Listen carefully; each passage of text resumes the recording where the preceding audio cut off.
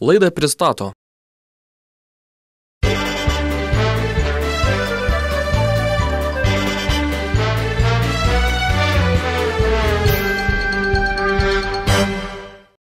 Auksinė mintis. Ar kas nors susimąstė, kiek litrų alaus telpa frazėje "gal po bokalą"? Plačiau miestelio naujienas aptars Politikų klubas. Na žinok, nepatikėsi, bet tokių čiūdų dar neteko girdėti. Na kokių čiūdų tam neteko girdėti?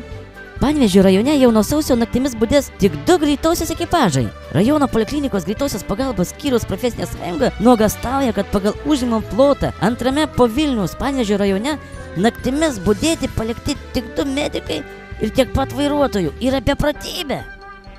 Nu gal ir tie, bet kiek tam rajone gyvena žmonių? Žmonių rajone gyvena daugiau nei 38 000, o pati teritorija antra pagal dydį Lietuvoje ir jį užima per 217 000 hektarų. Nu, taip, gal pablūda, sakau, kurgi tokių teritorijų aplaksė su 2 mašinėlam. Tai va, žmonės ir sunerimo. Ar kaimo žmonėms pasakyti, kad nuo naujųjų naktimis nebesirgtų, nes greitoji pirmiausia važiuos į gimdymus, eismo įvykius ir panašius ekstremalius iškvietimus, o turinčiam aukštą kraujospūdį žmogui teks laukti gal valandą? Nu, bet klausyk, kas čia taip misija, kas taip sugalvoja? Poliklinikos direktorė Irena Jonušinė aiškina, kad susispausti verčia dėl sumažėjusio gyventojų skaičiaus apkarpytas ligonių kasos finansavimas. Nu vėl tie pinigai, klausyk, tai kur anis jos deda? Ekonomika vis auga ir auga, pinigų kaip netepnėm, tai kur anis dingsta?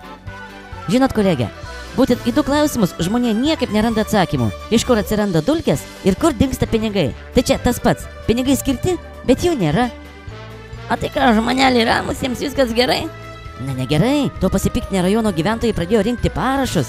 Nors tiek gerai, tai visi miega, ramus, tai valdžia saisku nori, taip ir daro. Taip viškamgi tada nesiskaita. Matai, sako, kad dar prieš metus rajono greitoje dienomis dirbo 4 ekipažai. Šiemet visą parą budėti palikti 3. Pasak Ramuškienės, kartais sulaukdavo tiek iškvietimų, kad vos suspėdavo suktis.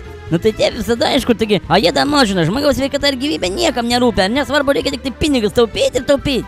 Na, viskas taip ramiai nepraeis. Rajono žmonės ne tik raito parašus, bet ir rengėsi kreiptis į savivaldybės vadovus bei respublikinę televiziją. Gyventojai baiminasi, kad pertvarka greitojo jiems gali kainuoti ne tik sveikatą, bet ir gyvybę. Štai profesijų sąjungos lyderė pabrėžia, kad nors greitosios felčeris uždirba 1600 litų, o vairuotojas 1200, neatskaičius mokesčių, bet jie nereikalauja kelti atlyginimų.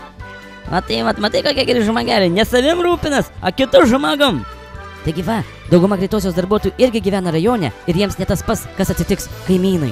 Va taip, tai jeigu ne patys žmonės, tai valdžia juos greit ragant suriestų. Taip, kad tebegalioja sena patarla, jei pats savim nepasirūpinsi, tai nieks savim nepasirūpins. Taip ir gyvenam jau ilgus šimtmečius, jokios pagalbos iš valdžios.